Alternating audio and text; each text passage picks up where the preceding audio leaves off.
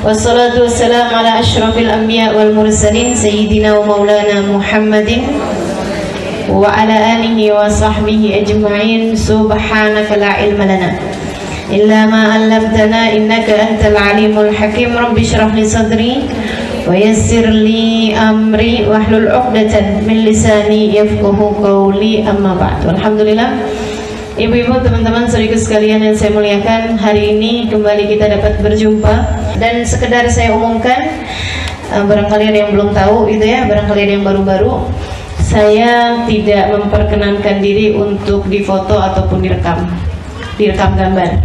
Kalau rekam suara silahkan saja. Barangkali ada yang belum tahu, ya kan? Iya. Kenapa gitu? Kenapa, Bu? Nggak tahu. Soalnya gitu deh. Ingin lebih bisa menjaga diri, gitu ya, Bu ya. Kalau gambar saya, foto saya ada di mana-mana, takutnya jadi menimbulkan fitnah. Udah difotonya dalam hati aja, direkamnya, gambarnya dalam hati aja. Kalau rekaman suara diperkenankan, silahkan. Itu adalah dengan perizinan dari guru saya, Habib Muhammad Hafid. Jadi kalau yang suara nggak apa-apa, kan? Siapa tahu bisa buat diemin anak nangis. Baik, teman-teman sekalian yang saya muliakan, mulutmu harimaumu. Judulnya kan begitu hari ini ya. Saudariku sekalian, mulutmu harimaumu. Bahaya nih si mulut nih. Kita punya lisan ini tidak bertulang, harus kita jaga benar-benar. Kenapa? Yang pertama, biar kata barang kecil begini nih si lisan nih, ya Allah, ya Allah, bisa terjadi peperangan disebabkan karenanya, bisa terjadi perselisihan karenanya, bisa terjadi fitnah karenanya, bisa terjadi berbagai macam hal dari keburukan-keburukan disebabkan karena bahayanya lisan. Maka kenapa kita harus menjaga lisan? Karena yang pertama, bahayanya luar biasa besarnya. Meski barangnya kecil, akan tetapi bahayanya begitu besar. Luka badan bisa disembuhkan dan kemudian hilang, bahkan sampai bekasnya. Tapi kalau lukanya hati, disebabkan karena lisan, seseorang mengoyak hati tersebut, bisa sampai bertahun-tahun. Bisa sampai bertahun-tahun bahayanya. Bahaya dunia pun bahaya akhirat, teman-teman saudaraku sekalian. Bahaya dunia bisa disebabkan karena lisan. Bahaya akhirat juga seperti itu. Kata Nabi Muhammad alaihi salatu wassalam, rubba kalimatin lam talqa biha balan yahwi biha fi nari jahannam sab'ina kharifa. Terkadang kalimat keluar begitu saja dari lisan seseorang, lam yalqa biha balan, dia bahkan nggak ngeh, dia bahkan nganggapnya begitu aja, ternyata membuat seseorang terjerumus neraka jahanam 70 tahun lamanya. Bahaya benar nih lisan. Hati-hati, hati-hati teman-teman saudara sekalian. Bahkan seorang istri yang berkata kepada suaminya, gitu kan, aduh bang, panjang hidup mah kamu isinya sengsara mulu, kamu gak pernah berbuat baik pada saya, gak pernah nyenengin saya. Ibu saudara sekalian, ini katanya Nabi Muhammad, buat perempuan tersebut terjerumus neraka jahanam. Meski sholatnya rapi, meski ibadahnya rapi, meskipun tahajudnya kencang, meskipun terawihnya bagus, meskipun Qur'annya panjang, meskipun apalagi bersama dengan mulut yang tidak terjaga, ibadahnya juga ala kadarnya aja. Waduh, nggak ngerti itu gimana caranya mau selamat hidup dunia dan akhirat. Ketika para sahabat menyampaikan kepada Nabi Muhammad SAW, ya Rasulullah, inna jaratana sawamah qawamah. Wahai Rasul, saya punya tetangga, tukang puasa di waktu siang, tukang tahajud di waktu malam. Kayak kita ya, tapi dibalik. Tukang puasa di waktu malam, ya Allah.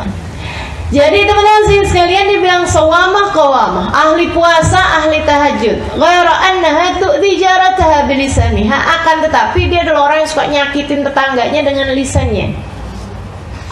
Sampai tetangganya pada ngindarin, kalau mau lewat liatin dia dulu. Ada gak depan rumah? Kalau ada depan rumah mending muter aja dah. Jauhan dikit nggak apa-apa, yang penting nggak kena komentarnya yang nggak enak. Ada aja gitu. Ya Allah, ya Allah. Kan ada model orang kayak gitu. Tiap ngomong pedes. Kalau nggak pedes pahit. Kalau nggak pahit asem. Ya Allah. Nah ini bahayanya kita nih. Kita kalau sebutin orang kayak begitu, kita nggak nunjuk diri sendiri gitu. Bahayanya kita nih. Ya Allah, mudah-mudahan ilmu kita manfaat. Begitu kayak begitu nggak bilang ada nggak? Ada, nggak bilang iya saya. Nah gitu. Tapi kita nginget orang, saya bukan gitu ya. La ilaha illallah. Mudah-mudahan Allah bimbing kita. Allah jaga kita, Allah pelihara kita, amin. Ghairanaha tu'di jarataha. Cuman dia suka nyakitin orang, wahai Rasul, dengan lisannya dia. Gimana nih? Nabi dengan serta-merta menjawab, innaha finnar, sungguhnya tempatnya di neraka. Serem benar. Yuk kita jaga kita punya lisan. Insya Allah. Bahayanya sangat amat besar. Kemudian yang kedua, kenapa kita perlu jaga lisan-lisan kita? Teman-teman saudaraku sekalian yang saya muliakan, karena lisan ini adalah semacam komandan bagi seluruh anggota tubuh. Kita tahu bahwa hati kita adalah rajanya. Hati kita adalah presidennya, gitu ya, bagi seluruh anggota tubuh kita. Jadi kalau dia bagus, rakyatnya bakalan bagus. Kalau dia benar, semuanya bakalan jadi benar. Kan kita kata Nabi, ala inna fil jasadi mudghah, idza saluhat saluhal jasad kullahu wa idza fasadat fasadal jasad kullahu, ala wahiyal qalbu.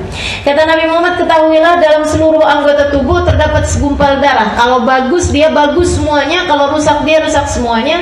Ketahuilah segumpal darah tersebut adalah hati. Ini hati ini sumbernya nih, pusat pemerintahan adanya di hati. Tapi komandannya adalah lisan.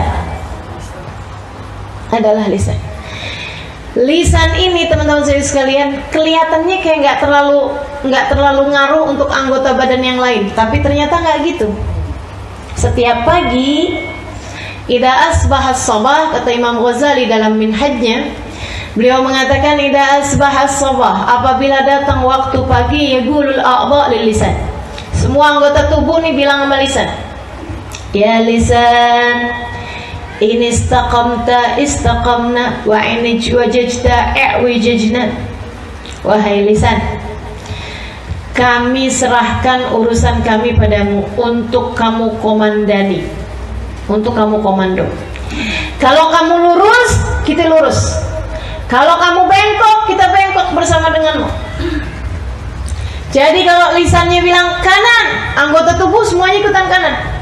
Kalau lisannya bilang kiri, anggota tubuh semuanya bakalan kiri.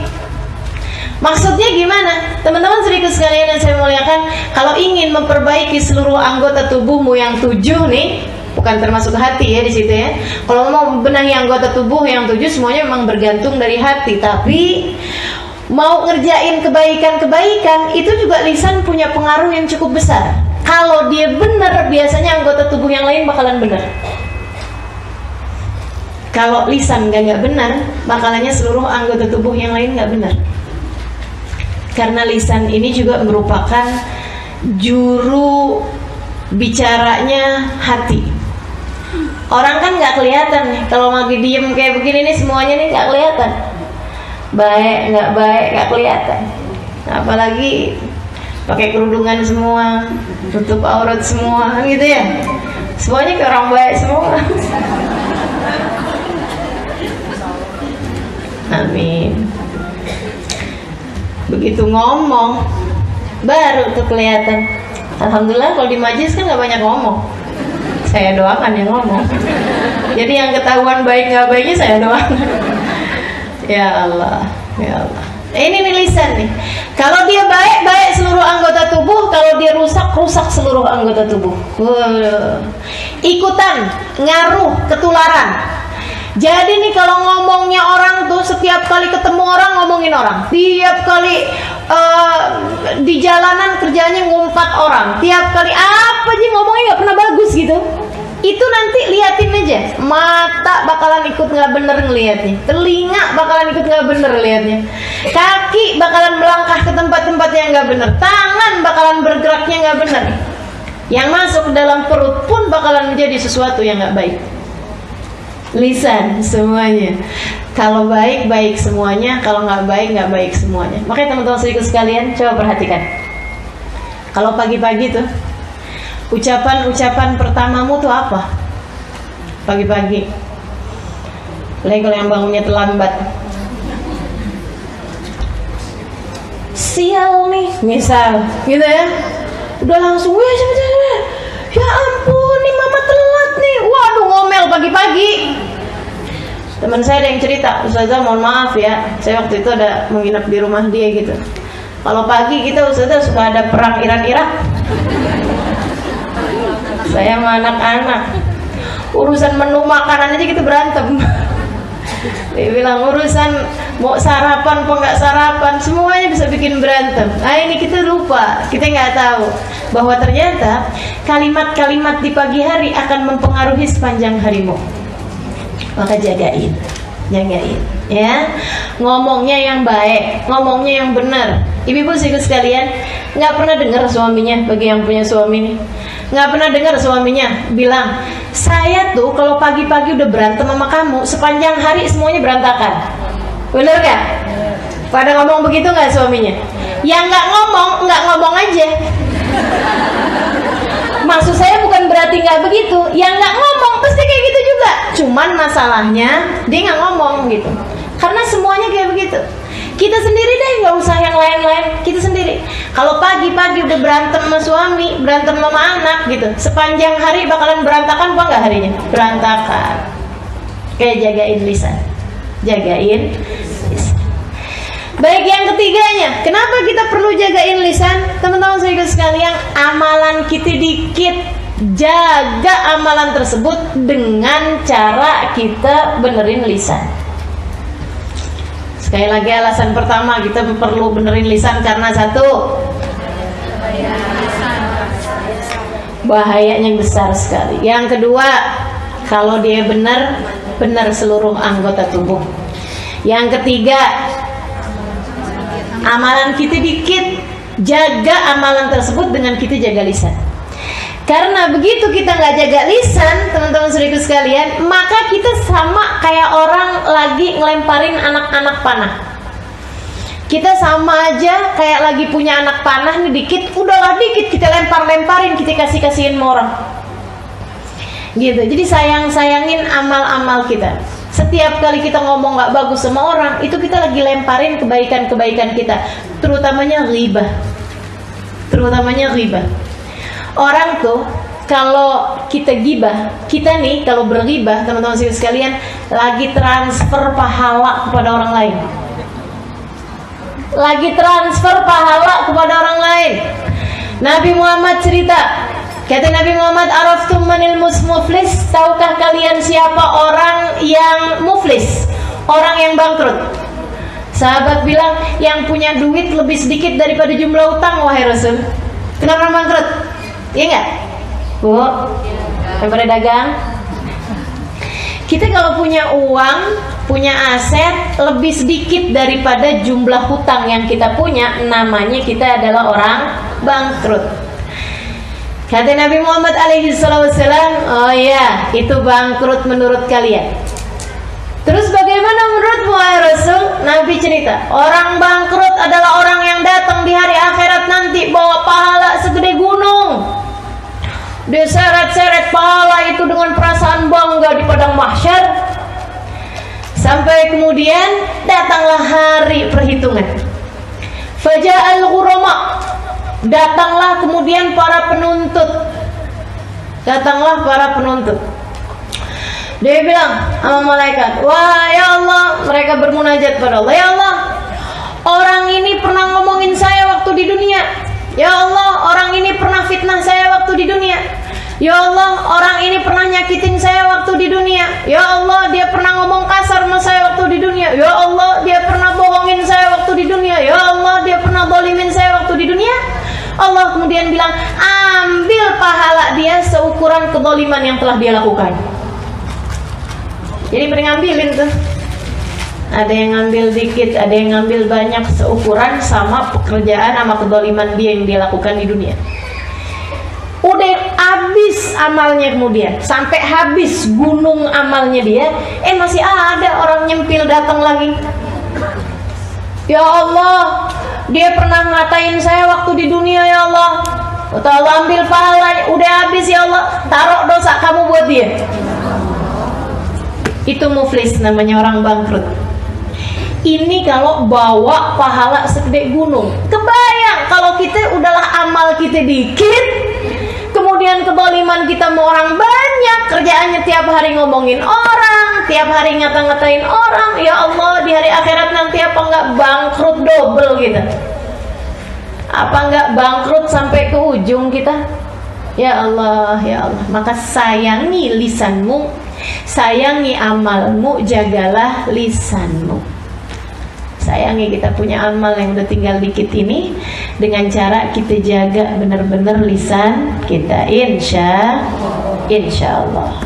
Kemudian teman-teman sekalian sekalian, jagain apa tadi?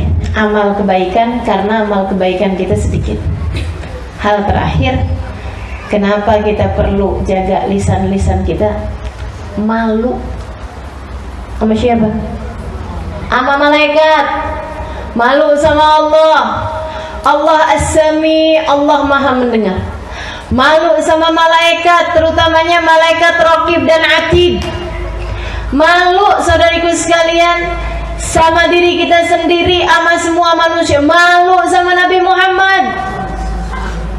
Karena semua yang kita lakukan, semua yang kita ucapkan, bukan begitu aja kalimat keluar dari lisan-lisan kita, akan tetapi semuanya ditulis, terutamanya malu sama malaikat Raqib, sama malaikat Atid. Katanya Habib Ali Habsyi 100 tahun yang lalu ya, beliau bilang, ya Allah, nih orang-orang nih ya pada kurang ajar. Kurang ajar gimana Beb? Kata muridnya, kurang ajar sama malaikat. Malaikat disuruh nulisin keburukan-keburukan dia mulu. Malaikat didiktein sama dia kalimat-kalimat jelek mulu. Sampai ada orang yang malaikat Raqibnya nganggur, malaikat Atid mulu yang kerja. Ya Allah, saya baca kalamnya Habib Ali Habsyi kayak begitu, saya banget ini. Sedihnya. Malaikat Raqibnya nganggur, yang nyatetin kebaikan dan pahala. Malaikat Atid nggak kelar-kelar. Ya Allah, teman-teman seriku sekalian, kebayang nggak sih? Kata-kata kita tuh semuanya ditulis sama malaikat. Malaikat nih makhluknya Allah yang mulia loh. Allah Subhanahu wa Ta'ala perintahkan buat nyatet kita punya omongan. Kebayang nggak kayak apa ruwetnya malaikat yang disuruh nyatet amal ucapan-ucapan kita? Kalau yang disuruh nyatetin ucapannya ulama, ucapannya kasihnya Allah, yang keluar dzikir, yang keluar Quran, nih kan? Yang keluar kalimat-kalimat yang baik. Saya bayangin nih, yang nyatet malaikat bagian pencatatnya Habib Umar bin Hafid, girang bener. Dari pagi sampai malam ucapannya bagus semua. Yang disuruh nyatetin Hubaba Nur, girang, malaikat senang bener. Giliran yang disuruh nyatet Halimah Ali terus. Disuruh mencatat dirimu, malaikatnya, ya Allah, ini kata-kata gak jelas semuanya. Sumpah serapah, ngomongin orang, ejekan sama orang lain. Inna lillahi wa inna ilaihi rajiun. Malaikatnya kapan kelarnya sini orang? Gitu. Saat kita lagi ngomongin orang, malaikatnya ampun ya, nih anak nih, ya Allah. Ya Allah, ya Allah, ya Allah. Gitu, disumpahin kita sama malaikat. Disumpahin kita sama malaikat. Makanya begitu ruhnya keluar, malaikatnya bergirang. Malaikat Raqib sama malaikat Atid girang bener begitu ruhnya keluar, meninggal dunia. Alhamdulillah, ya Allah, keluar dari urusan sama dia nih. Gitu. Tinggalan malaikat yang kemudian bawa ruhnya. Mereka bawa ruhnya dengan penuh rasa kebencian sama orang tersebut. Ya Allah, jauhkan dia dari rahmat-Mu, ya Allah.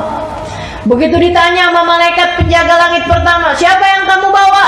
Siapa kamu, apa yang kamu bawa? Saya malaikat, apa yang kamu bawa? Ruhun khabitha min jasadin khabith.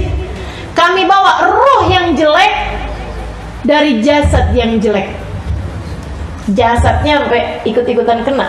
Walaupun jasadnya waktu di dunia perawatan, walaupun jasadnya waktu di dunia bentuknya bagus kayak apapun, begitu perbuatan yang dia tuliskan adalah jelek, amal perkataan yang dia tuliskan jelek, nah itu ikut-ikut kebawa jelek juga. Malu kita nih ya. Makanya mesti jagain lisan-lisan kita agar kita tidak merasa malu, terutama sama malaikat-malaikat yang mulia. Sebab ma yalfidhu min qaulin illa ladaihi raqibun atid. Tidaklah seseorang mengucapkan satu ucapan kecuali akan ditulis sama malaikat Raqib dan malaikat Atid.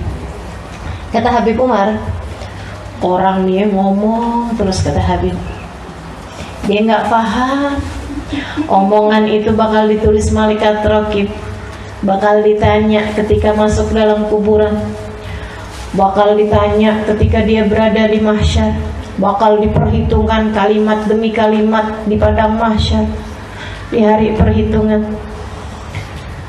Itu nggak mencegah mereka untuk berkata-kata yang dipilih gitu. Padahal kalau misalnya kita ngomong itu pakai ada pulsanya, segitunya aja orang mau berhemat. Bener nggak? Kita kalau telepon sama orang-orang di Saudi Arabia misalnya gitu ya, lagi telepon lagi orang kita lagi umrah atau lagi haji, ya Allah kita susun dulu yang rata, yang rapi. Apa aja yang mau diomongin, pulsanya mahal. Kita irit-irit omongan ini mungkin, sepadat mungkin gitu ya. Karena memang akan kita tahu bahwa itu ada pulsanya. Saudariku sekalian, yang kita omongin setiap hari ini bukan hanya sekedar pulsa, akan tetapi perhitungan di hari akhirat nanti yang kalau kamu celaka, innalillahi wa inna ilaihi rajiun, gak ada sesiapa pun bisa menyelamatkanmu.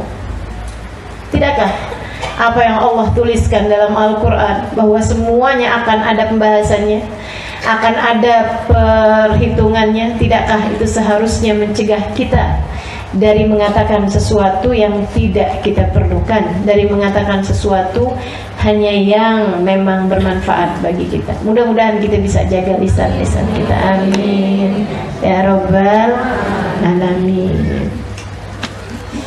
Ya wailata hadzal kitab la yughadiru saghiratan wala kabiratan illa ahsaha. Orang-orang kafir, orang-orang ahli maksiat, begitu dibuka buku rapotnya, semua ada, semua ketulis, buku sejarah hidup kita. Kalimat-kalimatnya tertulis, mereka teriak, ya wailata hadzal kitab, ya ampun, di buku ini nyeremin bener. La yughadiru saghiratan wala kabiratan illa ahsaha. Enggak gede, enggak kecil, semuanya ada di situ semua.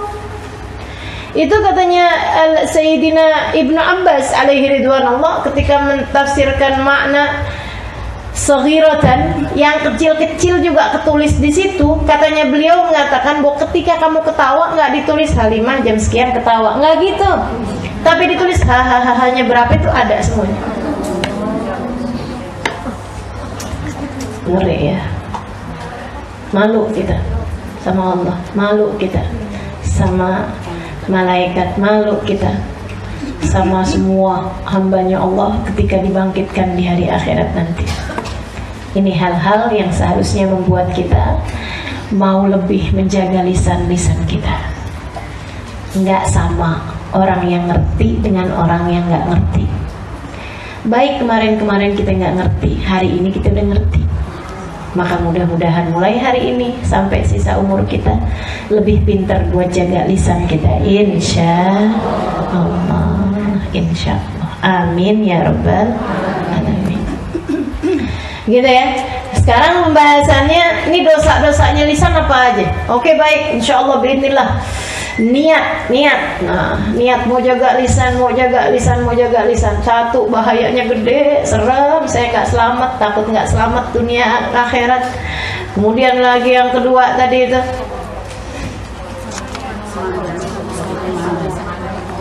iya, kepengen bisa jaga lisan biar anggota tubuh juga jadi lebih gampang untuk kita jaga juga, karena semua anggota tubuh tergantung lisan sebagai komandannya. Kemudian yang ketiganya, jaga amal kita, karena amal kita kecil sedikit, kita nggak mau jadi orang bangkrut di hari akhirat. Dan yang berikutnya adalah kita malu sama Allah Subhanahu wa taala, malu sama malaikat-malaikatnya Allah, kita harus jaga lisan-lisan kita. Baik, kalau gitu niat mau jaga lisan, dijaganya dari apa? Satu, teman-teman sekalian, yang paling berbahaya dari dosa-dosanya lisan, al-kadzib, bohong. Niat dari sekarang nggak mau bohong, gitu, nggak mau bohong. Tapi kemudian bohong lagi, ustazah, niat lagi, taubatin yang itu, gitu ya. Kalau perlu tiap kali kita bohong, kita harus omongin sama orang tersebut yang kita bohongin, kita susulin, maaf ya, tadi itu bohong saya, gitu. Sehingga nantinya jadi nggak kebiasaan. Kalau setiap kali kita bohong, kita harus susuli kebohongan tersebut dengan penjelasan, keterangan kepada orang yang kita bohongi. Kan jadinya kita malu, ya kan? Sehingga akhirnya ke depan-depannya nggak bohong. Karena teman-teman sekalian, ini bohong nih perkara yang kelihatannya kecil padahal gede. Nabi pernah satu ketika ditanya, ya Rasulullah, ayashrabul mu'minul khamar? Rasul, orang muslim ada nggak yang minum minuman keras? Kata Nabi Muhammad, na'am itu ada sih kadang, tapi kemudian dia taubat. Ini syarat muslimnya adalah taubatnya. Sebab kalau meninggal dunia dalam keadaan masih menjadi pemabuk, gitu ya, dia tidak akan meninggal dengan membawa iman dan Islam. Nauzubillah min dzalik. Na'am itu, kata Nabi Muhammad. Ya Rasulullah, yaznil mu'min, orang muslim, orang mukmin ada nggak yang berzina? Bukan berarti ngentengin dosanya zina ini ya, tapi ada nggak gitu orang mukmin terjerumus ke dalam dosa zina kemudian dia bertaubat? Artinya kalau ada seseorang yang kemudian asalnya dia berzina kemudian dia bertaubat, jangan dipikir wah nggak mungkin, itu si neraka udah kangen sama dia tuh. Belum tentu teman-teman. Kalau dia taubat, pintu rahmatnya Allah, pintu taubatnya Allah SWT masih mungkin untuk terbuka bagi. Kata Nabi Muhammad, na'am itu ada, tapi kemudian dia taubat Allah SWT. Ya Rasulullah, ayasidul mu'min alal mu'min, ada nggak orang mu'min hasad sama orang mu'min lainnya? Na'am itu, kata Nabi Muhammad, ada, tapi kemudian dia bertaubat. Nabi disebutkan beberapa dosa, semuanya Nabi Muhammad bilang na'am itu, bahkan dosa-dosa yang besar seperti yang tadi saya sampaikan. Sampai kemudian, ya Rasulullah, yakdzibul mu'min, wahai Rasul, ada nggak orang mukmin yang bohong? Enggak, kata Nabi Muhammad, nggak ada. Innama yaftaril kadhiba alladziina la yu'minuna billah, karena hanya orang yang tidak beriman kepada Allah yang bisa ngarang-ngarang cerita, yang bisa bawa-bawa cerita, yang bisa bohongin orang banyak. Itu hanya orang yang tidak beriman kepada Allah. Jadi pikiran kita nih, adakah kita muslim di sisi Allah? Karena alhamdulillah kita nggak zina, alhamdulillah kita nggak minum minuman keras, alhamdulillah kita nggak bunuh orang, alhamdulillah kita nggak sihir. Akan tetapi bohong. Kapan terakhir kamu bohong? Tadi malam misalnya. Ya Allah, serem benar. Muslimkah kita? Mukminkah kita di mata Allah Subhanahu wa ta'ala? Yuk tegesin, saya tidak mau bohong, gitu. Kalau bercanda doang gimana Ustazah? Usahakan tidak berbohong bahkan dalam bercanda sekalipun, gitu ya. Kecuali kalau orangnya tersebut faham bahwa itu memang adalah kebohongan. untuk permisalan aja gitu ya. Nah itu seperti itu nggak masalah. Tapi kalau kemudian memang bohong yang orangnya pahamnya bahwa itu benar terjadi padahal nggak terjadi, ya Allah, luar biasa besarnya. Apalagi kalau bohongnya bawa nama Nabi Muhammad.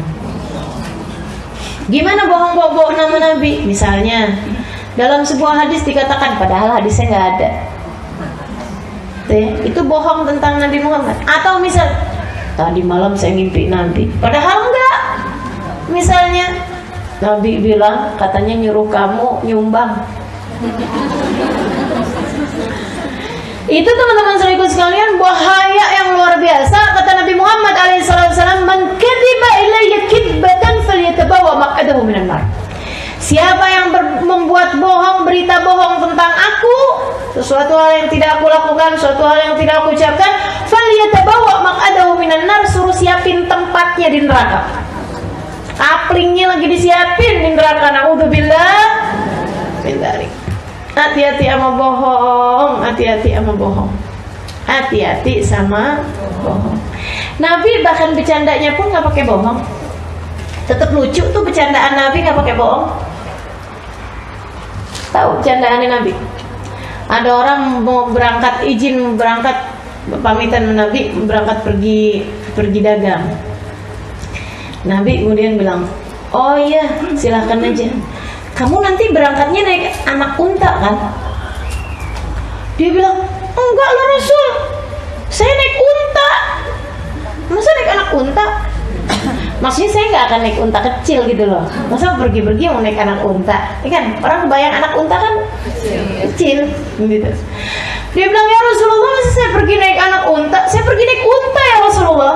Nabi kemudian bilang, "Emangnya unta anaknya kerbau?" Iya sih, unta kan juga anaknya unta. Dia kan anak bapaknya ya enggak? Dia anak emaknya gitu. Ya Allah, emaknya siapa ya? Unta. Iya. Ada lagi satu orang perempuan. Dia bilang, "Ya Rasulullah," udah habis dia nanya-nanya gitu. Nabi kemudian bilang, "Oh ya, suamimu siapa? Fulan bin Fulan ya Rasulullah. Kirim salam ya sama suami kamu yang ada item-item di matanya itu kan." Sepanjang jalan dimikir gitu. Begitu nyampe suaminya dilihatin, "Bang, sebentar bang, lihat matanya bang." Katanya suaminya, "Emang kenapa?" "Nabi Muhammad bilang suamimu yang ada item-item di matanya kan." Dia pikir maksudnya di putih-putihnya ada item-itemnya gitu. Katanya suaminya, "Ya iyalah, masa menurut kamu mata saya putih semua gitu?" Ini bercandanya Nabi Muhammad alaihissalam. Nggak pakai bohong Nabi Muhammad bercanda, tetap lucu. Ya nggak garing. Nabi satu ketika makan kurma barengan sama sahabat gitu. Akhirnya kemudian Sayyidina Ali bin Abi Thalib mau bercandain Nabi Muhammad alaihissalam. Jadi nih Sayyidina Ali gitu ya, dia makan kurmanya itu bijinya tuh ditaruhin di tempatnya Nabi Muhammad. Kayaknya Nabi Muhammad yang makan paling banyak gitu kurmanya gitu ya. Dek, taruh di tempatnya Nabi gitu, bercanda. Makanya emang nggak baik orang kaku, sampai semua orang nggak berani gitu. Nabi tuh nggak kayak begitu loh, sahabat bercanda sama Nabi Muhammad alaihissalam. Taruh Sayyidina Ali nih. Nah, belum Sayyidina Ali ngomong, misalnya kayak Nabi makan kurmanya paling banyak ya, itu sambil ngelirik-lirik sahabat. Belum, dia nggak ngomong gitu, masih baru lirik-lirik sahabat gitu. Nabi makannya paling banyak kurmanya. Nabi udah duluan, liatin Ali, kata Nabi Muhammad, liatin Ali, kayaknya dia makan kurma sama bijinya. Soalnya di depan dia kan ada bijinya.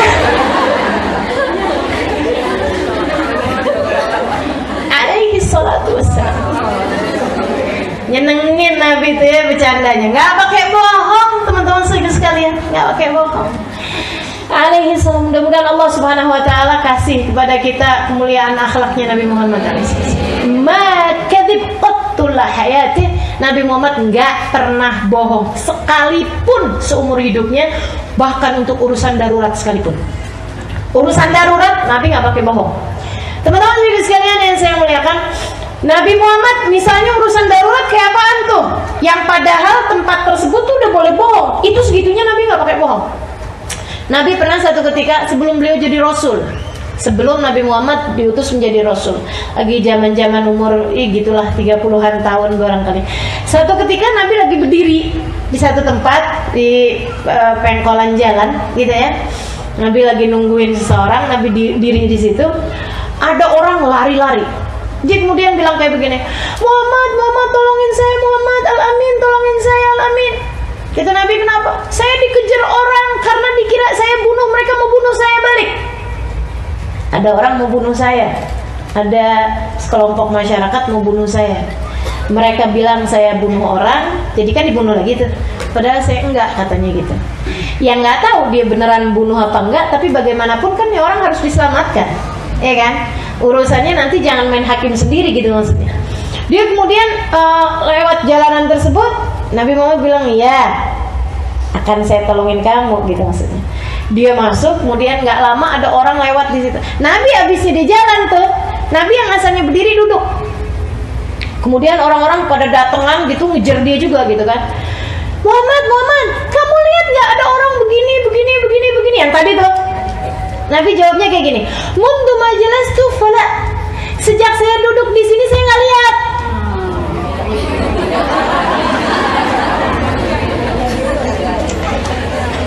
Sejak saya duduk di sini saya nggak lihat, karena ngelihatnya lagi. Segitunya dalam keadaan darurat. Nabi Muhammad nggak pakai bohong, teman-teman saya sekalian.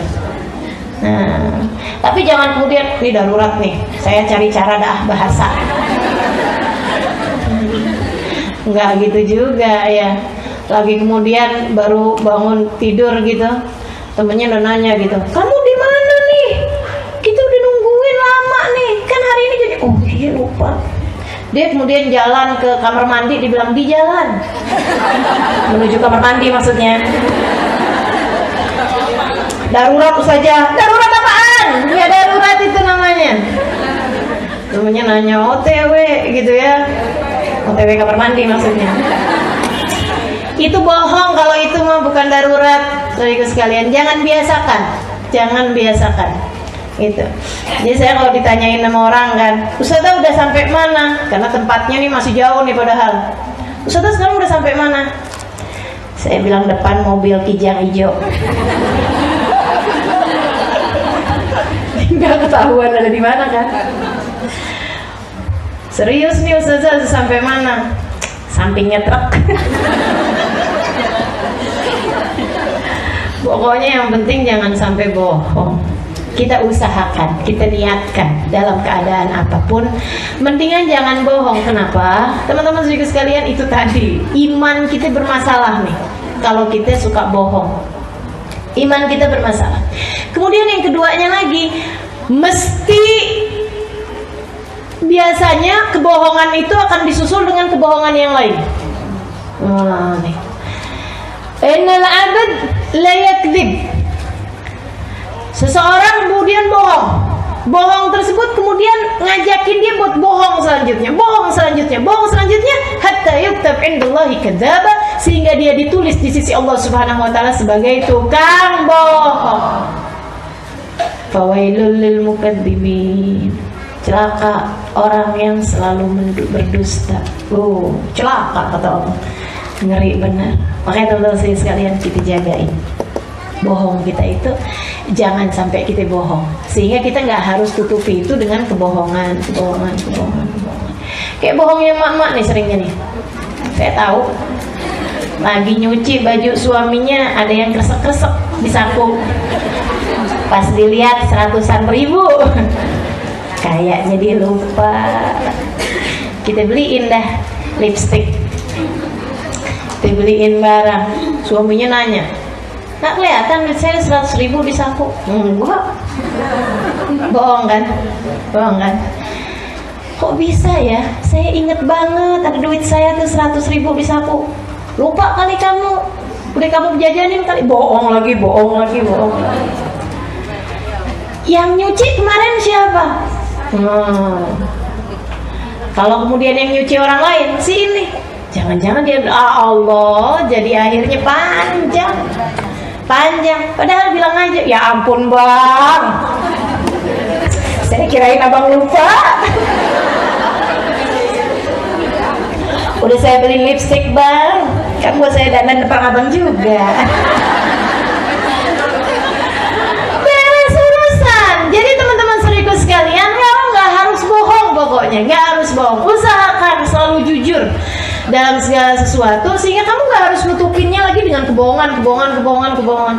Nabi pernah sangat marah kepada Sayyidah Asma binti Abi Bakar, adalah seorang sahabat yang luar biasa. Datun nitokoin, kata Nabi Muhammad, pemilik 2 sabuk, karena dia tuh yang nyampein makanan kepada Nabi waktu Nabi Muhammad sembunyi di gua Tur, waktu Nabi Muhammad hijrah ke Madinah. Nabi sangat sayang kepada beliau, kakak ipar, ya. Dia adalah kakaknya Sayyidah Aisyah, kan itu ya. Dia menikah dengan sepupunya Sayyidah Khadijah, yaitu Zubair bin Awam, punya anak Abdullah bin Zubair. Satu ketika Sayyidah Asma nih, Nabi lihat gitu ya, Nabi lihat, dia kemudian bilang begini, "Tali Abdullah, berarti kata, nak sini deh sini nak, ngomong mama anaknya. Nanti mama kasih ini gitu. Nanti mama kasih ini gitu." Nabi kemudian berkata sama Asma, "Ya Asma, idza aradti an tu'ti fala ba's." Asma, kalau kamu emang beneran mau ngasih dia sih nggak apa-apa. Tapi kalau enggak Asma, kamu sebenarnya nggak mau ngasih dia, cuman mau biar dia datang. Gitu ya. Kamu janjiin sesuatu. Ibu-ibu sih yang saya liatin seringnya kayak gini, "Jangan nangis nak, jangan nangis. Nanti mama." Nah tuh. Kalau emang beneran sih nggak apa-apa. Nanti mama beliin kamu pesawat. Pesawatan. Gitu ya. Itu kalau emang kita niat mau beliin dia pesawatan gitu, nggak apa-apa. Tapi kalau misalnya enggak, katanya Nabi Muhammad, "Faqad kadzibti." Kamu udah bohong. Wa alamti ibnakil kadzib, dan kamu udah ngajarin anakmu bohong. Dan yang ketiga, wa kutibti indallahi kadzabah, kamu akan ditulis di sisi Allah sebagai tukang bohong. Segitunya bohong sama anak kecil, semua dari kita ngerjain. Gimana kalau bohong sama orang dewasa? Gimana kalau bohong sama orang yang seharusnya kita hormati? Suamimu misalnya, orang tuamu misalnya, orang-orang yang kamu sayangi, kamu bohongin. Innalillah wa inna ilaihi rajiun. Jagain, jangan bohong. Bahkan yang semua orang udah ngerjain, kayak itu tadi tuh, OTW gitu ya, udah di jalan atau apa aja kebohongan yang biasa-biasa semua orang kerjain, jangan kerjain itu. Jangan biasakan diri untuk menganggap bahwa itu adalah sesuatu hal yang lumrah. Jangan biasakan gitu ya. Insya Allah kita niat pokoknya, ya Allah nggak akan bohong lagi sudah hari ini. Nanti begitu kita bohong, kita omongin sama orang tersebut, "Maaf ya, yang tadi tuh saya omongin bohong bang, tadi saya bohong bang, sebenarnya 100.000 itu saya ambil bang." Ngomong aja gitu, ngomong aja. Suaminya palingan, "Ya udah kalau gitu saya akan lebih hati-hati."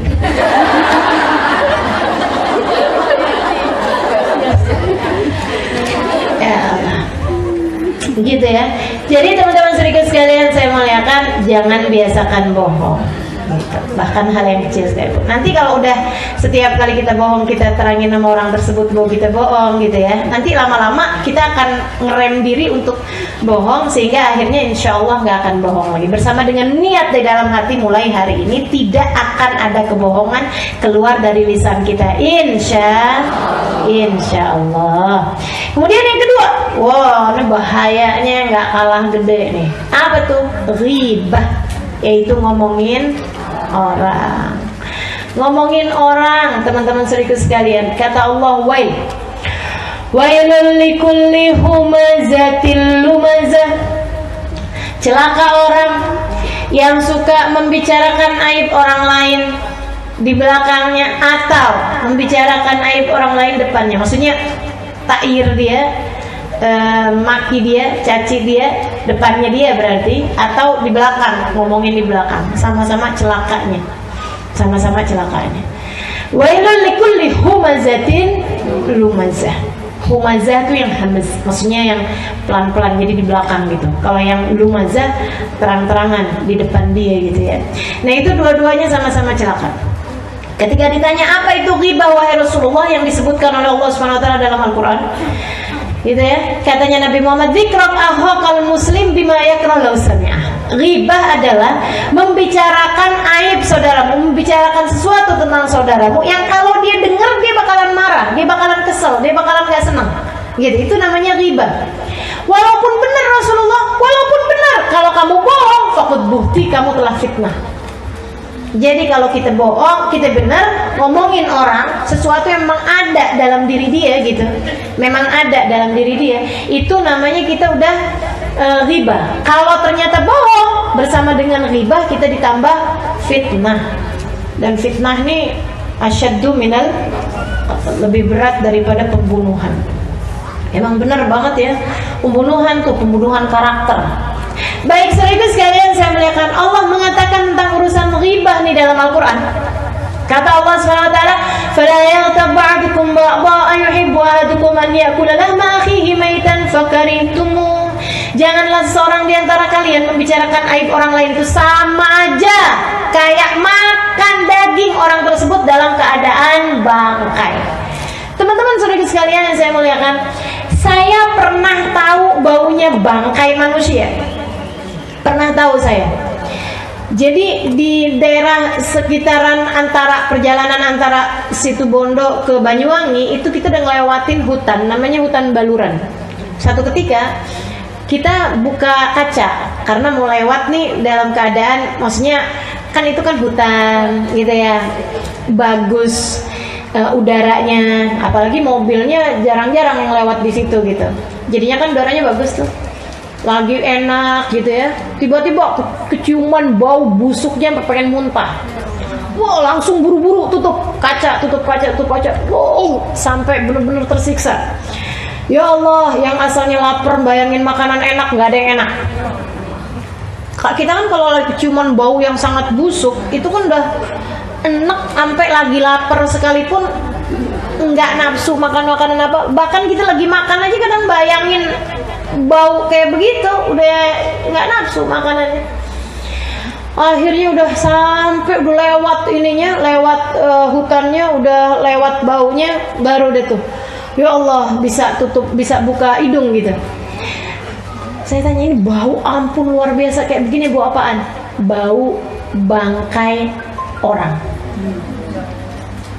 Biasanya ada orang gila ustazah, dia bilang kalau di ini buang tuh suka dibuang di hutan gitu kan, enggak, dia jalan ke hutannya 30 kilometer.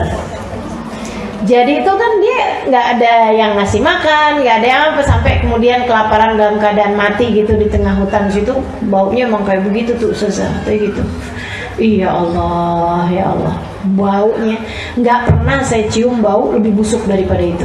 Allah bilang, kamu kalau lagi ngomongin orang tuh kayak makan bangkai itu. Kira-kira nih ya, kalau ada orang cakep, bener cakep, alisnya kayak bulan sabit, ininya bulu matanya anti kiamat, nggak cuma anti badai lagi nih kayaknya ya. Kiamat sekalipun nggak bisa bikin bulu matanya. Misal gitu, wah udah cakepnya luar biasa gitu ya. Begitu dia ngomong, bau busuk dari mulutnya kayak abis makan bangkai. Ada yang betah nggak deket sama perempuan kayak begitu? Nggak ada. Ini kata Allah Subhanahu wa taala, demikian kamu setiap kali abis ngomongin orang, bau mulutmu itu kayak abis makan bangkai. Makanya kenapa ghibah batalin puasa? Karena makan bangkai, teman-teman sekalian. Dan itu yang diceritakan Nabi Muhammad SAW. Ketika satu waktu Nabi memerintahkan semua orang Madinah buat puasa, semuanya puasa, dan ketika kemudian waktunya buka, Nabi Muhammad bilang, jangan ada yang buka kecuali dengan izin saya. Waktu maghrib semua orang dapat izin buka kecuali 2 orang perempuan.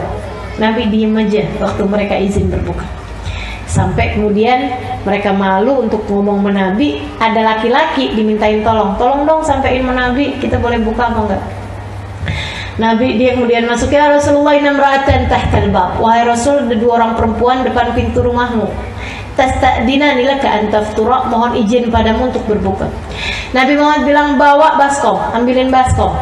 Bawain baskom. Kenapa Rasul? Murhuma anta tegaya fi halal wi'a. Suruh 2 orang perempuan tersebut muntah di tempat ini. Ibu keluar. Nih, menabi kalian berdua suruh muntah. Gimana muntah? Kita kan puasa sepanjang hari ini. Yang ada kita lagi lapar, minta izin buat masukin makanan, bukannya kemudian malah ngeluarin makanan dari perut. Dia bilang, saya juga nggak ngerti, tapi yang saya pahami, Nabi itu ma yantiqu anil hawa in huwa illa wahyun, nggak pernah berbicara apa yang dia inginkan, akan tetapi semua ucapannya adalah wahyu dari Allah SWT. Ya muntah. Yang satu nungging keluar daging busuk, darah, nanah, busuk luar biasa. Wah, sampai dianya sendiri tuh kebauan, kebusukan. Dianya sendiri sampai tutup hidung gitu. Habis dia, kemudian yang satu lagi kayak gitu, 2 keluar lagi kayak begitu juga. Dia pakai tangan sebelah bawa tuh baskom, tangan sebelahnya lagi tutupin hidung si laki-laki ini, masuk ke dalam rumah Nabi. Ya Rasulullah, keluar beginian ya Rasulullah. Muntah dia. Katanya Nabi Muhammad, innahuma samata ma halallahu lahuma wa aftarata bima yahrumallahu alaihima. 2 orang perempuan tersebut puasa nggak mau makan barang halal bagi mereka, tapi mereka batalin puasanya dengan makan barang haram. Makan barang halal, kita kalau nggak mau makan nasi uduk, padahal halal. Nggak mau minum kopi, padahal halal, karena kita lagi puasa, kan gitu ya. Akan tetapi orang ini, katanya Nabi Muhammad, membatalkan puasanya dengan makan yang haram. Apa itu? Makan bangkai. Makan bangkai kan haram. Kenapa bisa begitu Rasul? Jalasat ihdahuma indal ukhra fa'tabaca. Yang satu ketemu sama yang lain kemudian ngobrol. Udah lama nggak kelihatan si Bono. Nauzubillah, dia mabuk. Nggak tahu dia bisa cerai sama lakinya. Emang pantas kayak gitu. Wah, udah diomongin dari Ampes. Kalau anaknya gimana? Apalagi anak, ya ampun dah. Semuanya tuh ya Allah, ya Allah, ya Allah. Ini kita punya lisan memang benar-benar harus terjaga, teman-teman sekalian. Karena kadang-kadang lagi ngomongin orang, bukan cuma orangnya doang yang diomongin, segala rumahnya diomongin, masakannya diomongin, apaannya semuanya diomongin. Inna lillahi wa inna ilaihi raji'un. Katanya Allah dalam Al-Quran, janganlah seorang di antara kalian membicarakan aib orang lain sama kayak makan bangkai daging saudaranya sendiri. Gitu ya. Tapi kalau kamu diomongin sama orang, biarin aja. Itu tadi yang saya bilangin, dia lagi transfer pahala sama kita. Kita malah mestinya terima kasih. Jangan transfer balik. Kamu habis diomongin sama orang, sama si Indah, kamu ngomongin kamu, dia ngomongin apa sama saya? Katanya kamu begini. Saya mah biarin aja kalau dia ngomongin sama dia. Saya juga tahu dia itu siapa. Dia kan juga bla bla bla. Itu habis ditransfer, dia transfer balik. Mending kalau nggak lebih banyak. Kalau lebih banyak kan jadinya malah utang. Bukannya dia yang bangkrut gitu ya, malah bukan orang itu yang bangkrut, malah dia yang bangkrut. Abis itu dia ngomong, biarin aja, saya mau diomongin sama dia. Ntar di hari akhirat saya ambilin pahala dia. Padahal balik. Dia ngambilin pahala kita karena kita yang ngomongin dia lebih banyak. Teman-teman sekalian, hati-hati. Jadi kalau ada kita dengar orang habis ngomongin kita, lebih baik cari-cari di rumah hadiah apaan kita kirimin sama dia. Kayak yang dikerjain sama Hasan Al-Basri. Suatu ketika beliau ada yang bilangin, Tuan, kau habis diomongin sama Fulan bin Fulan. Oh gitu. Katanya nggak usah. Ya, Hasan Al-Basri, udah nggak usah kamu sebutin apa yang dia habis omongin sama saya. Saya cuma mau tahu rumahnya di mana. Tempat barat. Samperin sama beliau. Tok pintu. Assalamualaikum. Dalam tanya, siapa? Hasan Al-Basri. Habis saya omongin nih. Datang ke rumah nih, kayaknya mau ngelabrak nih. Kata Hasan Al-Basri, bukain pintu. Kamu nggak usah khawatir. Ma'arad tu bika khair. Saya tidak ingin melakukan apa-apa kecuali kebaikan. Dibukain pintunya, dia kemudian bilang, saya dengar kamu habis kirim-kirim pahala sama saya. Saya cari-cari hadiah apa gitu yang pantas atas kebaikan yang kamu udah lakukan. Saya cuman ketemu rutop, kurma basah tuh. Dia bilang, ambillah ini untukmu. Terima kasih atas kebaikan yang kamu lakukan. Bengong orang. Gitu gimana? Kita kerjain apa enggak nih? Ya begitu kita dengar ada orang habis ngomongin kita, langsung transfer pulsa. Makasih ya. Saya dengar kamu habis kirimin pahala, jadi saya kirimin pulsa. Bismillah, mudah-mudahan. Bohong. 2, riba. 3, ta'yir. Apa tuh ta'yir? Nyinyir. Nyinyir. Tahu nyinyir nggak teman-teman? Ini bahasa nyinyir, bahasa adik-adik sekarang nih, nyinyir. Ngomongin sesuatu yang buruk di depan orang itu gitu. Menghina gitu. Ih, gitu ya. Genit amat sih tuh cewek gitu. Ih. Ya ampun, gitu nyinyir gitu. Katanya Nabi Muhammad alaihi wasallam, "Ma'ayyaru ahadukum musliman illa waqamithlu qabla an yamut." Tidaklah seseorang menghina orang lain atas satu perbuatan, menghina yang merasa jijik gitu loh, kecuali dia nggak akan mati kecuali sudah mengerjakan apa yang dia hinakan tersebut. Hati-hati. Itu cewek genit banget, suami orang direbut sama dia. Gitu misalnya. Nah, pelakor tuh katanya. Rebut laki orang. Saya baru tahu loh istilah itu. Ya Allah, ya. Teman-teman serius sekalian, hati-hati. Begitu kita nyinyir sama seseorang, kita nggak akan mati kita kecuali setelah ngerjain perbuatan tersebut. Mau? Nggak mau, makanya hati-hati. Kata Sayyidina Ali bin Abi Thalib, "Lau ayyartul hubla la khasyitu an ahbal." Dia bilang, abis Nabi Muhammad ngomong kayak begitu, saya nggak pernah mau hina atau nyinyir sama siapapun, bahkan orang yang hamil. Gitu. Saya takut kalau saya nyinyiran orang yang hamil, Allah kasih kehamilan sama saya. Itu Sayyidina Ali bin Abi Thalib. Dari benernya semua ucapannya Nabi Muhammad alaihi salatu wassalam. Hati-hati, jagain lisan. Apalagi kemudian namimah. Apa tuh namimah? Adu domba. Bukan domba sih yang diadu. Kita bawa omongan dari satu orang ke orang yang lain biar orang tersebut kemudian berselisih paham, gitu ya. Biar orang tersebut ada rasa kebencian. Yang sering terjadi ini di keluarga. Seorang istri ngomong sama mertuanya jelekin suaminya. Ntar dia ngomong sama suaminya jelekin ibunya dia. Ibunya suaminya jelekin mertuanya. Sehingga antara anak sama ibu jadi terpisah. Jadi rasa ada saling benci gitu. Bang, kamu bang mesti omongin bang sama ibu kamu tuh bang. Katanya nggak bisa kerja lah. Katanya inilah itulah gitu. Nanti bilang sama mertuanya gitu, mami nggak tahu aja nih anak mami itu kayak apaan. Waduh, sampai antara emak sama anaknya jadi jauh hatinya. Ini yang ngerjain kayak begini, siap-siap dunia, siap-siap akhirat. Siap-siap di dunia bakal digituin sama mantu-mantunya. Siap-siap di akhirat bakal dipisahin dari orang yang dia cinta. Sebab siapa yang memisahkan antara orang tua dengan anaknya, bahkan kambing sekalipun. Kalau kambing kita beli, dia punya anak gitu ya, nggak boleh dibeli emaknya doang, anaknya enggak. Apalagi kemudian dibeli untuk disembelih, emaknya doang, dia punya bayi kambing yang lagi nyusu. Ini katanya Nabi Muhammad alaihissalam, siapa yang memisahkan antara ibu dari anaknya, bahkan kambing, di hari akhirat nanti dipisahkan dia dari orang yang dia cintai. Itu kambing. Apalagi orang, apalagi suamimu, apalagi dia sama mertua sama ibunya dia sendiri. Kamu memisahkan antara dua orang tersebut, bersiap-siaplah di hari akhirat nanti kamu terpisah dari orang-orang yang kamu cinta. Serem teman-teman sekalian. Namimah bahaya, ya. Sampai Nabi Muhammad bilang, la yadkhulul jannah namam. La yadkhulul jannah namam. Enggak akan masuk surga orang yang suka namimah.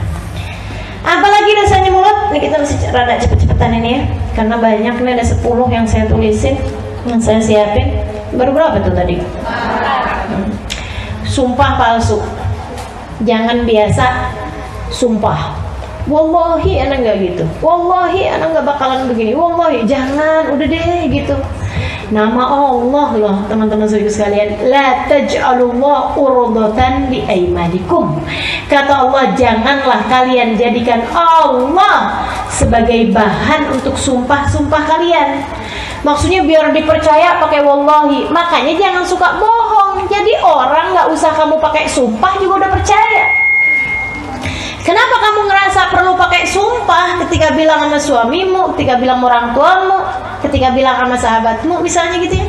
Karena selama ini kamu suka bohong sih, jadinya orang-orang nggak gampang percaya, gitu ya. Sampai ada orang gitu, saya bilang, coba dong ceramah, kayaknya ngomongnya bener, maksudnya kayaknya ngomongnya pinter gitu. Dia bilang, Ustazah, saya kalau ceramah baru ngomong assalamualaikum aja orang bilang bohong.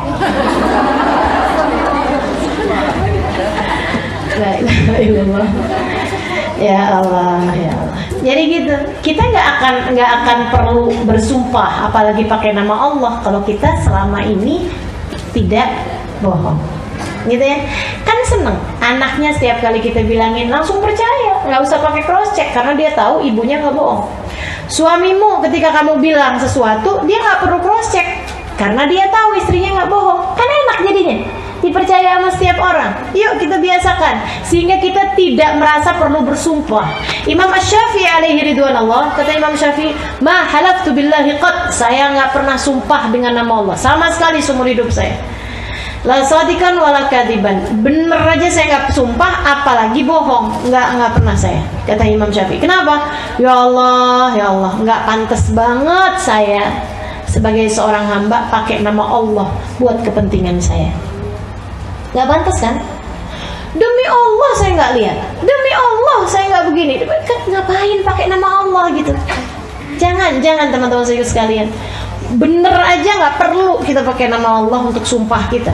Masa pantas kita seorang hamba pakai nama Allah Tuhan kita untuk dipercaya sama orang, untuk bisa Allah pakai buat kepentingan kita, kan nggak pantas. Maka jangan bersumpah. Apalagi kalau sumpah tersebut ternyata nggak benar, pakai nama Allah untuk sumpah palsumu. Innalillahi wa inna ilaihi raji'un. Yang berikutnya, saudaraku sekalian yang saya muliakan, lisanmu jagain dari apaan? Dari buka aibnya orang. Dari buka aibnya orang. Itu tadi termasuknya ghibah tuh, buka aibnya orang. Siapa yang buka aibnya orang, Allah bakal buka aibnya walaupun di dalam kamarnya sendiri. Gitu katanya Nabi Muhammad alaihissalatu wassalam. Hati-hati. Kemudian jaga pula lisan kita dari memuji diri sendiri. Nggak perlu muji-muji diri sendiri sama orang-orang, gitu ya. Kamu nggak tahu siapa saya. Emang siapa kamu? Saya juga nggak tahu. Ya Allah, jangan suka muji diri sendiri gitu. Ampun bang, kamu tuh bang, bilang sama suaminya, kamu dolim loh, berbuat jahat sama seorang perempuan solehah seperti saya. Solehah, ya Allah, ya Allah, ya Allah. La tuzakku anfusakum, kata Allah gitu tuh dalam Al-Quran. Fala tuzakku anfusakum wallahu a'lamu biman ittaqa. Nggak usah pakai suci-suciin diri kalian, nggak usah suka puji-puji diri sendiri, karena sungguhnya Allah yang udah tahu siapa yang bertakwa di antara kalian. Allah udah tahu kok gitu. Nggak usah pakai suka puji-puji diri sendiri. Allah udah tahu siapa hakikat kita yang sebenarnya. Apalagi kayak begitu ya, kita sungguh-sungguh bertakwa aja nggak pantas buat muji diri kita sendiri. Apalagi kalau kitanya sebenarnya nggak takwa, kitanya masih berantakan, kemudian kita puji-puji diri kita, kita kasih tahu saya begini, saya begitu, saya begini, saya begitu. Aduh, rapi-rapiin diri, tutup aib-aibmu dan tutup pula kebaikan-kebaikanmu. Tutup kebaikan-kebaikanmu. Kalau ada kebaikan yang kita kerjain, tutup. Ini teman-teman saudara sekalian, termasuk muji diri sendiri, nulis di status. Hari Senin, ya, alhamdulillah, buka puasa kali ini bersama dengan alhamdulillah buka puasa hari ini disponsori oleh KFC. Gitu ya. Ya Allah, pakai bahasa kali ini pula. Kesannya kayaknya setiap Senin Kemis dia puasa. Kan begitu? Serem bener teman-teman saudaraku sekalian. Tutupi amal kebaikanmu karena itu bisa ria akhirnya. Kalau udah kemasukan ria, pahalanya jadi nggak ada. Takut nih kita nih. Ya Allah. Selama ini kita jadikan Allah sebagai tempat penyimpanan aib-aib kita. Bukankah selayaknya jika selama ini Allah kita jadikan tempat simpanan aib-aib kita, Allah juga jadi tempat simpanan kebaikan kita. Sehingga bukan cuma yang buruk-buruknya doang. Setiap kali ada yang baik kita share sama orang lain, kita bagikan sama orang lain. Ya Allah, teman-teman serius sekalian, nggak perlu ustazah maksudnya kan dakwah. Ya kan nggak pakai update status indahnya buka puasa. Kalau mau ajak orang lain untuk berbuat kebaikan gitu ya, nggak usah pakai kayak begitu caranya. Oke, fadilah tahajud di share. Nah itu dakwah beneran. Tapi jangan nge-share-nya jam 3 malam. Orang tahu kalau kamu habis bangun tahajud. Hati-hati saudaraku sekalian yang saya muliakan. Habis amalmu dengan kamu share kepada orang lain tersebut. Ada ceritanya orang, nggak keburu saya cerita, terusin aja. Ada ceritanya orang lagi bangun malam, dia baca surat Al-Quran, gitu ya. Nah di sana di Arab itu, saya ngerasain juga, jam-jam 3 itu selalu ada orang ketok-ketok pintu rumah kita buat bangunin tahajud. Itu di sana kayak gitu. Qiyamul lail, gitu. Nah dia nih ceritanya lagi baca Quran. Akhirnya orang kemudian qiyamul lail, fulan qiyamul lail. Dia lagi baca Quran, kemudian dia pengen biar orang itu tahu gitu kalau dia udah bangun, maksudnya gitu ya. Dia lagi baca surat apa? Akhirnya pas awal-awal surat Thaha. Bismillahirrahmanirrahim. Thaha. Manzal Qur'ana litasya. Oh ya, kata orang itu. 2-3 ayat dikerasin untuk ngasih tahu bahwa dia udah bangun. Nah, seberapa lama datang ngantuk, tiduran. Dalam tidurnya dia mimpi. Kayaknya udah datang hari kiamat, lagi pembagian sohifah, pembagian amal kebaikan. Termasuk pahala dia malam itu dilihat gitu. Pahalanya dari mulai sholat isya berjamaah sampai tahajudnya sampai bacaan Qur'annya dia. Semuanya yang dia baca dari ayat Qur'an ada cahayanya, ada pahalanya, ada penghapusan dosanya, kecuali yang dia kerasin. Hilang pahalanya. Dia bilang sama malaikat, "Kat." Habis bingung, malai kan gak enak ya. Kenapa ya katanya gitu. Ini kok gak ada nih pahalanya nih. Surat 1-3 ayat 1-3 dari surat Thaha. Oh iya, mangga kamu gak baca soalnya. Iya gerak tuh. Enggak, saya baca kok. Lama gerak tuh. Katanya malaikatnya enggak, kamu gak baca. Serius malaikat, saya baca. Kan dia baru ingat malam itu kan gitu ya. Bilang saya udah baca, malahan saya kerasin. Itu dia kata malaikat. Kamu emang bacanya, tapi bacanya bukan karena Allah, akan tetapi biar orang itu tahu kalau kamu udah bangun. Dan dia udah tahu kalau kamu udah bangun. Ya udah, itu dia balasannya dari Allah yang nggak ada. Kebayang kalau semua yang kita lakukan dari kebaikan semuanya kita update di status kita, semuanya kita sampaikan kepada orang lain. Teman-teman saudariku sekalian yang saya muliakan, mau datang kepada Allah bawa apaan kita? Bawa dosa-dosa. Inna lillahi wa inna ilaihi raji'un. Dosa yang berikutnya, dosa lisan yang berikutnya. Ya Allah, dan ini agak bahaya ini ya. Bercanda urusan yang diagungkan Allah, sehingga akhirnya kita merendahkan sesuatu yang diagungkan Allah, merendahkan sesuatu yang diagungkan Allah.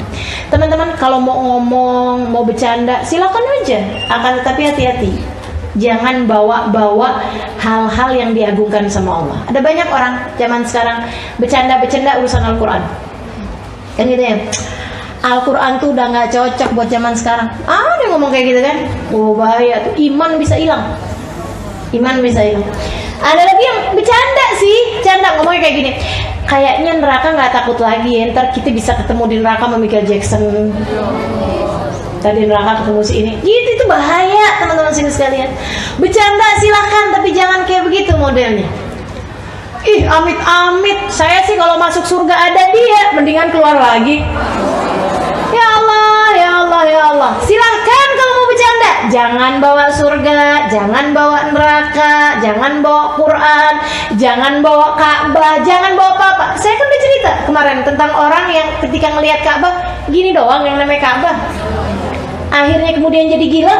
Teman-teman saya sekalian, hati-hati melisan. Jangan menghina atau merendahkan sesuatu yang diagungkan oleh Allah Subhanahu wa taala. Omongan, obrolan ataupun bercandaan gitu ya. Jangan. Misalnya kita lihat ada orang auratnya tertutup rapi gitu kan, pakai penutup muka pula gitu. Jangan dibuat-buat bercandaan.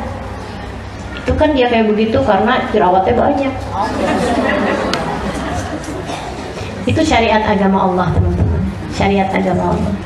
Kalau kamu ngerasa belum mampu melakukannya, jangan hina orang yang sudah melakukannya.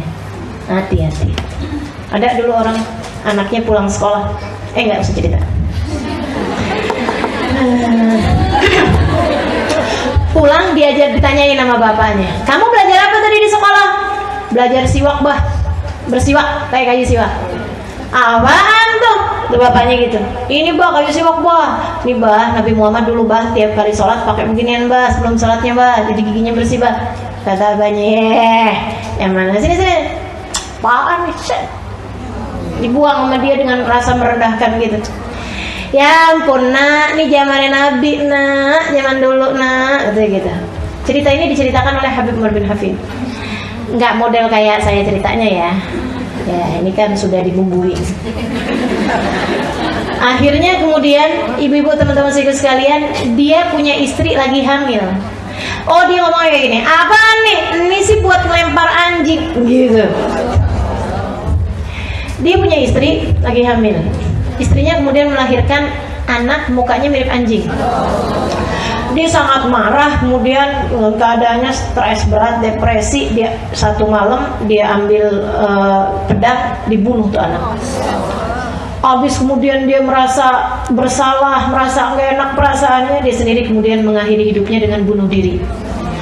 Itu zamannya Imam Malik. Imam Malik ketika mendengar cerita itu, katanya Imam Malik, karena dia merendahkan salah satu dari syariat agamanya Allah, ialah bersiwak. Hati-hati ya, pokoknya syariat agama Allah itu junjung tinggi. Makanya terutama kepada para ulama, hati-hati lidahmu keset. Kita nggak boleh ngomongin orang siapapun, apalagi ulama. Kita nggak boleh ngata-ngatain orang siapapun, apalagi orang hafal Quran, apalagi pendakwah, apalagi bener-bener harus hati-hati. Dosanya double teman-teman sekalian, sebab mereka bagian dari syiar agamanya Allah. Yang berikutnya lagi ialah kepo. Apa sih Ustazah kepo? Kalau saya bahasain bahasa Arab nanti nggak ngerti. Bahasa Arabnya fudul. Bahasa Al-Qur'annya tajassus. Nyelidikin orang, pengen tahu keadaannya orang, gitu ya. Wah, pengen tahu pokoknya semuanya harus dia tahu gitu kan. Taunya tapi dicari tuh yang buruk-buruknya gitu. Kalau kita cari tahu keadaannya Nabi Muhammad untuk kita kemudian mengikuti jalan hidup beliau, kita cari tahu keadaan seorang ulama untuk kita ikuti jalan hidup beliau, itu nggak jadi masalah. Kita cari tahu gitu kan, kalau ini gimana, kalau bergaul sama orang kayak gimana gitu ya. Kita pengen jadikan beliau sebagai suri tauladan gitu, itu nggak jadi masalah gitu, nggak jadi masalah. Saya cari tahu kok guru saya misalnya gitu lagi perlu apa, untuk saya mungkin bisa saya bantuin, untuk saya mungkin bisa beliin kayak gitu loh. Itu nggak jadi masalah gitu. Tapi kalau misalnya, iya ampun, amit-amitnya, tuh yang hati-hati. Cari tahu orang lagi berantem nguping, gitu ya, tetangga suami sama istri gitu kan, suami istri pengen tahu gitu yang dipakai apa, belanja ke tukang sayur liatin, banyak yang kayak begitu. Banyak Pak? Kita masuk apa enggak? Masuk apa enggak? Masuk. Ya Allah. Sekarang nomor berapa?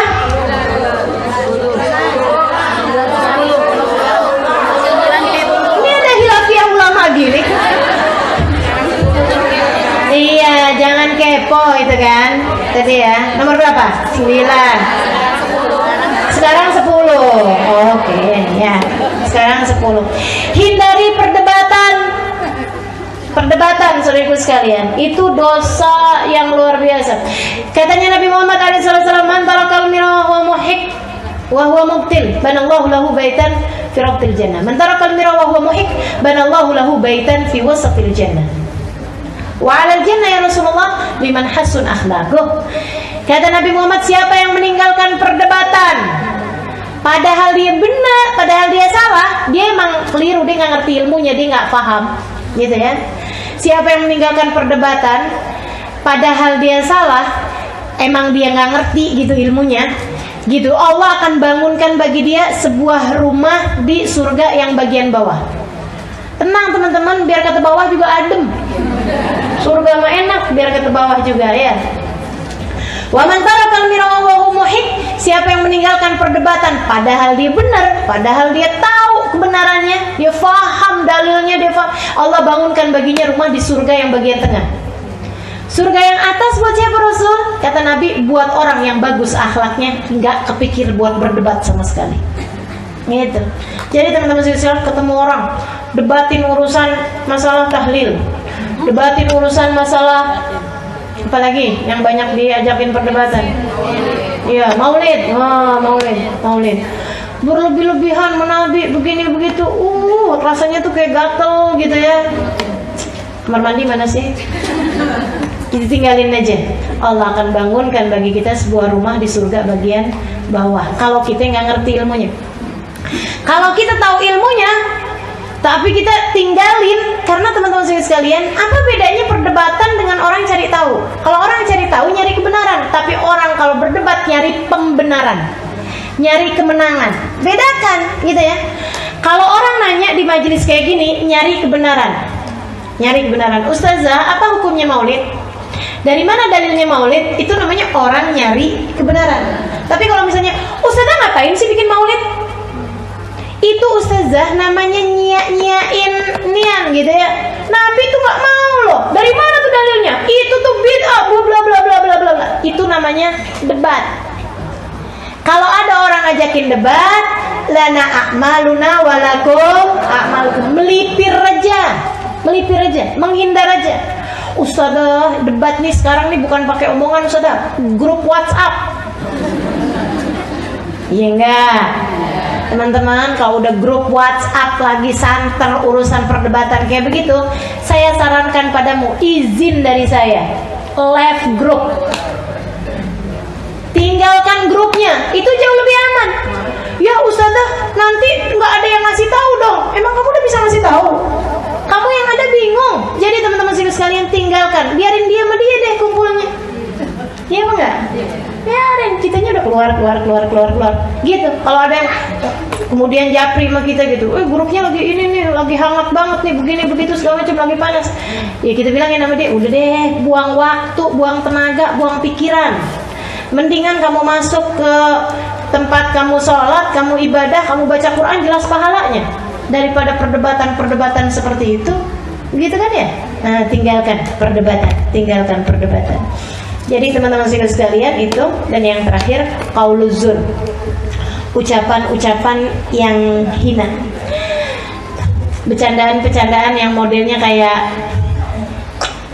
mendekatkan kepada perzinahan itu loh. Kan emak-emak suka bicara-bicara tentang, mohon maaf ya, kayak malam pertama, ya gitu-gitu tuh, hal-hal yang kayak gitu-gitu tuh. Nah itu hati-hati, lidahmu itu, lisanmu itu, jagain dari hal-hal yang seperti itu. Jangan kamu bawa-bawa buat membicarakan hal-hal yang hina seperti itu. Pokoknya intinya, yang kita nggak mau kalimat tersebut ada di dalam buku rapot kita, buku kehidupan kita, dibuka di hari akhirat nanti kita malu. Tutup lisanmu dari mengatakan yang seperti itu. gitu kan? Yang kita nggak mau ada kalimat-kalimat seperti itu di dalam catatan perbuatan kita, gitu ya. Kita tutup rapat-rapat. Seenggaknya pastikan semua kalimat yang keluar dari lisanmu terdiri dari pastikan 3 hal. Yang pertama, pastikan tidak ada bohong. Yang kedua, pastikan ada manfaatnya, baik manfaat akhirat ataupun manfaat dunia. Kemudian yang ketiga, pastikan kalimat yang keluar dari lisanmu tidak ada orang yang merasa tersakiti dengannya. Gitu kan? 3 hal tersebut. Yang pertama apa tadi? Nggak ada bohongnya. Yang kedua, pastikan ada manfaatnya. Yang ketiga, pastikan tidak ada yang merasa tersakiti. Mudah-mudahan Allah jaga lisan-lisan kita, sehingga kelak lisan kita akan menyaksikan segala kebaikan bagi kita sekalian, insyaallah. Amin ya rabbal alamin. Rabbana zalamna anfusana wa illam taghfir lana wa tarhamna lanakunanna minal khasirin.